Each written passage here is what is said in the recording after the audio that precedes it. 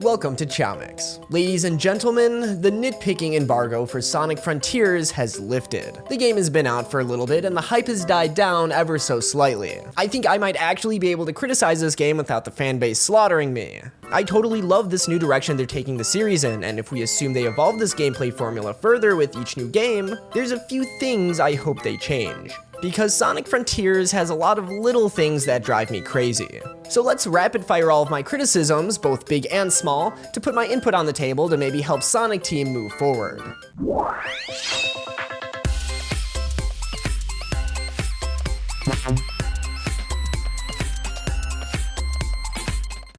This video is sponsored by Opera GX, the internet browser built for gaming. Opera GX is a slick and customizable internet browser with a ton of amazing features specifically built for gamers in mind. That's why Opera GX has customizable limits controlling CPU and RAM, so you can save those precious resources for gaming. Oh, and Opera GX is also on mobile, meaning you can go back and forth between mobile and desktop with ease. And while you're on mobile, take a look at the GX Corner with a ton of gaming news, free mobile games, and even a games release calendar. Use the link in my description to download Opera GX for desktop and mobile for free to take full control over your internet browser and accommodate for your gaming needs. Huge thank you to Opera GX for sponsoring this video, and with all that being said, let's dive into today's episode. Alright, no holding back punches. Sonic Frontiers, I love ya, but here's a list of things you should probably fix in your next game in no particular order.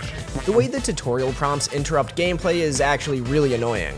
You'll be in the middle of an intense boss fight and be at the peak of your focus, and a prompt will pop up and completely disrupt your flow. It's a huge pet peeve of mine. This game is actually super replayable, so having to be interrupted by tutorial prompts every time you start a new game is beyond infuriating. Please, at the very least, make an option to turn it off. Or let players activate these tutorials by themselves by hitting those question mark rings like in Sonic Heroes or 06. One of the first things I noticed in this game was how bad the jump steering was. I think it's definitely an improvement over Sonic Forces, which probably had the worst in the series, but literally as soon as I jumped into gameplay, no pun intended, I tried collecting these ring bundles at the top of these wooden platforms and found it surprisingly difficult to turn around mid-air. Games like Sonic Adventure 1 and 2 handled this much better, so I'd hope in the future we'd get jump steering as good as this. It's just a bit too tanky. A little more sensitivity would do wonders to solve this. The drop dash is finally in an official 3D Sonic game, which is something I've wanted ever since Mania came out back in 2017. And it's alright, I guess. It lets you climb up terrain pretty easily and can sometimes show off the tiniest semblance of momentum. I wish it steered a bit better because it's definitely pretty stiff, but I think my biggest issue is that you need to press the jump button not once, not twice, but 3 times just to activate the charge up for the drop dash. I really don't see a reason why it can't be done with just 2 presses. Yes, there's a double jump in this game, unlike in Mania, but it isn't like the double jump has variable jump height. Holding the jump button down to charge a drop dash on the second press wouldn't affect the double jump in any way, so in my eyes, the way it's currently handled is needlessly annoying. Upon reaching the end of a trail of rings after performing the lightspeed dash, you lose all speed and come to a complete stop. In the other games, the lightspeed dash would zip you forward through a trail of rings, and you'd actually maintain that momentum for a few seconds, making the lightspeed dash a great way to accelerate beyond your top speed for just a little bit. To be fair, I think the reason it kills your speed in this game is so you don't go flying out of control and shoot off things you didn't mean to. Like these floating platforms, for example, it'd be hard to lightspeed dash onto one of these and also not completely overshoot it. But an easy way to fix this would be to place a barrier of metal boxes like the game already sometimes does to prevent you from shooting off on accident. Or just place the trail of rings in more intuitive spots, like in places where you have plenty of room to work with after using a lightspeed dash. The stomp has been severely nerfed in Sonic Frontiers. There's many instances where you're only able to use it once per ground touch. For example, in the other Boost games, you'd normally be able to continuously stomp on these spring poles, a very useful and practical technique when climbing up a series of them. However, in Sonic Frontiers, you can only perform one stomp and it won't refresh until you touch the actual ground. So no, you can't do a series of stomps on a ladder of spring poles, and it causes me physical pain. Another thing that causes me physical pain is the amount of hit lag during the homing attack. Hit lag is basically the period of time where the screen freezes to really emphasize the hit. In the open world, this isn't as much of an issue, although it can still be somewhat annoying, But in cyberspace, the hit lag becomes such a problem that it's actually an inconvenience to perform the homing attack into enemies. When speedrunning levels, you'll actually want to avoid hitting enemies at all costs because this screen freeze wastes precious time. It doesn't seem like much, but it definitely adds up, especially if you're going for some stricter S-rank times.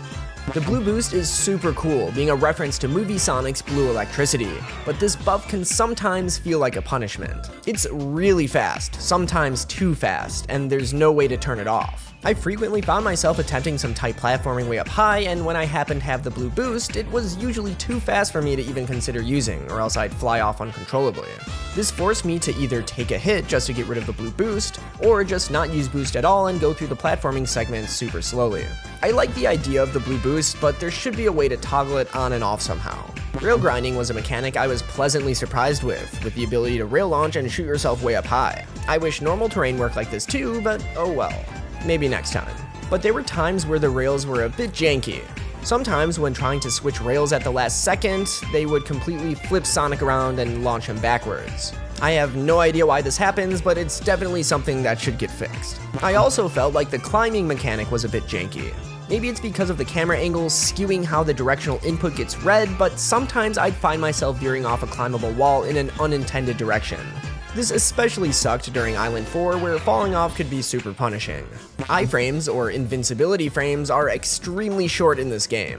While in the other games, Sonic had a handful of seconds of invulnerability after getting hit, he maybe gets 1 second in Frontiers. I'd find myself getting comboed either by enemies or stage hazards pretty easily, and my natural Sonic game instincts had me believe I had more time to recover when in reality I didn't and I'd just die. Seriously, the iframes are so short here that it almost felt like a bug. I feel like the entire parry mechanic is way too lenient. You could simply hold it down for an infinite amount of time, getting rid of any timing-based skill to it. Which is really weird because I'm pretty sure the parry was timing-based earlier on in development, but they changed it to be easier last second. And you can really tell from some of the parry minigames. Like this one with the energy ball, or this enemy encounter where you have to parry each enemy in the tornado.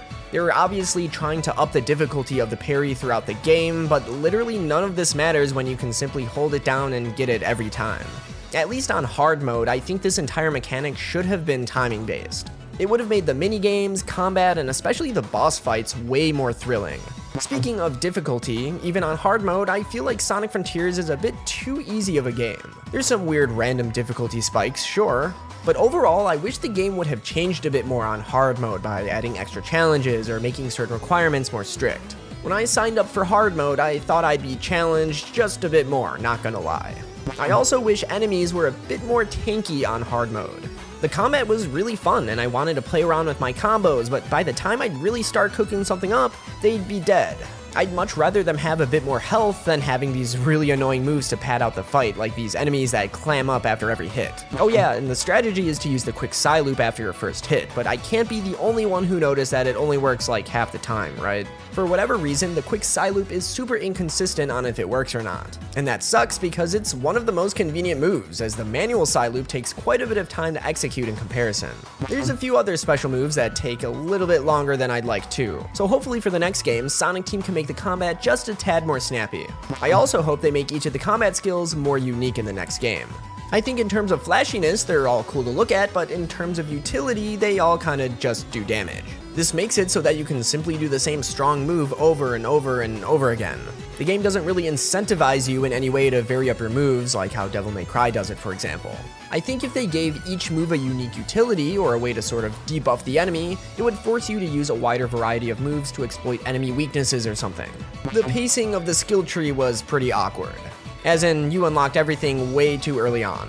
I found myself nearly completing the entire skill tree by the second island, and by the time I beat the game, I had over 99 skill points that I couldn't use for anything. I think they either should have made the skill point requirements for each skill higher, or gave us more moves. Non-combat moves, like different movement options, would have been awesome to see. It's actually a shame that there wasn't anything like that to unlock. The Titan battles are one of the coolest parts of this entire game. Whoever decided for Sonic to go super for every boss fight is a genius. But it's because these fights are so good that I'm somewhat disappointed they didn't last longer. I really wish that these fights were more challenging because I was able to defeat every Titan on hard mode without dying a single time. And that's not even me bragging, they're just that simple, especially when the parry can stay up for an infinite amount of time. Besides fixing the leniency of the parry, making the Titans more aggressive by having them attack more frequently, and making your ring count drain faster would have been huge steps in the right direction. Chaos Island, in general, is pretty annoying. Most of the platforming sections in the open world are 2D. Not only is this really weird and noticeable in comparison to the other islands, which mostly had 3D platforming sections, but oftentimes you'll find yourself getting trapped in these sections since you can't exit through the background or foreground. Also, there's a bunch of these dig spots that end up spawning springs, ramps, and dash pads, and it's really annoying because they'll despawn and turn back into digging spots when leaving the area. One of the worst feelings in the world is thinking you're about to use a dig spot to get a bunch of items, and it turns out to be the same speed ramp that you've dug up like 20 times now. Listen, if I see something shiny, I'm digging it up. That's just how my brain works. Island 4 is just a lore dump, one that felt a bit rushed, and also with assets reused from Island 1. And Island 5 is just Island 1 Part 2, so actually it's more like Part 3.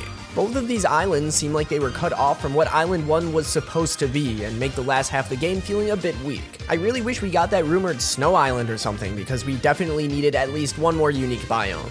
Poppin'. Yeah, just poppin'. That's it. Please fix it. Leveling up each stat one by one with the Elder Coco might have been one of the most infuriating things I've ever had to do in a video game. Every level, the Elder Coco has to do this little animation that looks short enough until you have to sit through it approximately 200 times. Yes, you have to do this 98 times for your speed stat and another 98 times for your ring stat. I kid you not, I actually dozed off for a couple of minutes at one point during this process when I was going for the Platinum Trophy for this game. There is absolutely zero reason why you shouldn't be able to select the amount of levels you want to do at one time. Fuck this guy. It would have been really cool if you could place more than one custom waypoint, because sometimes I wanted to mark more than one point so I'd be able to return to various locations later on. But you're only able to place one waypoint at a time. Normally, I like to use these kind of map markings as a to-do list as I find certain things I want to come back to. The random Starfall events are pretty neat since they respawn dig spots and mini-bosses, but this giant slot machine taking up the entire top center of your screen is pretty obnoxious. They should have at least lowered the opacity so you can see through it or something. Alright, here's a big one for me. Some of you might remember a video I put out a while ago talking about how Sonic's model has gone stale. Well, I still think that. Even with the improved animations, I still feel like this model has gotten stale after all these years. I'd absolutely love a new Sonic model, one that's built to be even more expressive and resemble Yuji Uekawa's art more faithfully. Listen, some of you might be rolling your eyes now, but I promise you, if this were to ever happen, some of you same people would be the first ones to go on Twitter and praise how good it looks. Alright, now I'm gonna get into more story-related nitpicks, so big spoilers ahead, just a heads up. I want to start off by saying that the characterization of the main cast of characters in this game is miles better than anything we've gotten in the last 10 years or so. But with that being said, I don't think it's perfect. Amy might be the character they drop the ball with the most. I'm not gonna lie, I wish she fawned over Sonic a little bit more. Like, yeah, I don't want her entire personality to be that she's enamored with Sonic, but that hilarious cat and mouse dynamic that Sonic and Amy usually have is nowhere to be found here. Also, she's just totally depressing to talk to in this game. Her dialogue is extremely melodramatic and seems pretty out of character for someone who's usually pretty bubbly. I also have some mixed opinions on Tails. I think it was kind of neat that they acknowledged that the previous games painted him as a coward and it's something he wants to change about himself. But he doesn't really do anything in this game to make up for it. Sure, Tails wasn't written as a coward in this game, but he also didn't do anything to redeem himself. All he did was acknowledge the problem. Sage is a character I feel like showed her true colors a bit too early. In fact, I predicted she wasn't actually evil when we were still theorizing about this game before it came out. I wish there was more conflict, because the only reason there is conflict is because she's withholding information from Sonic for pretty much no good reason. Also, one minute she tells Sonic to leave the island, and the next she's telling him to continue exploring the island until she finishes with preparations? Sage being the antagonist felt extremely forced, especially when it was clear right from the beginning that she wasn't truly evil. Oh, and I'm not gonna lie, I was pretty disappointed there was no Sage boss fight. I was also very disappointed that there was no Cybersonic transformation, or at least some kind of alternate transformation. Yeah, I theorized that there'd be a new form in this game, and honestly, up until the very end, the game was really hinting at it. With Supersonic being introduced at the beginning and being used throughout the entire game, and with the cyber corruption slowly taking over, you'd think that maybe something would have come out of it, but nope, the power of friendship was able to get rid of it just like that. Awesome. Yeah, I really do feel like we were utterly robbed here. Alright, I can't be the only one that was confused about the Ancients and the End, right? I mean, they sealed the End in Supreme, so how did the Ancients all die out? Did they even die out? Why does the Master Emerald, which has origins on Earth, have connections to the Chaos Emeralds, which were brought over from the Ancients' original planet? What does this Zap symbol mean exactly? What even is the End? I had so many questions by the end that I wish the game indulged us with a bit more. Like, we waited so many years for an actual story in a Sonic game, and they're leaving all these stones unturned? And for what? The next game? There's a lot of stuff in Sonic Frontiers that feels like it was all set up for the next game, which is a bit disappointing because I was really hoping they'd be answered in this game. And those were pretty much all of my nitpicks for Sonic Frontiers. Listen, my main critiques were only just that, nitpicks, so that's how you know the game is pretty good, but it still could be better. These critiques come from a place of wanting to see the Sonic series and the new direction it's taking continue to evolve. After all, a good sequel should always improve on things that were done previously, so hopefully Sonic Team can use this feedback as they continue with this awesome new direction. Anyways, that's gonna be it for today's video. If you liked it, leave a like and subscribe for more content similar to this. In the comments below, let me know what your biggest gripe is with Sonic Frontiers. And as always, thank you to my amazing channel members for supporting the channel. And with all that being said, I hope everyone has a fantastic day. Peace.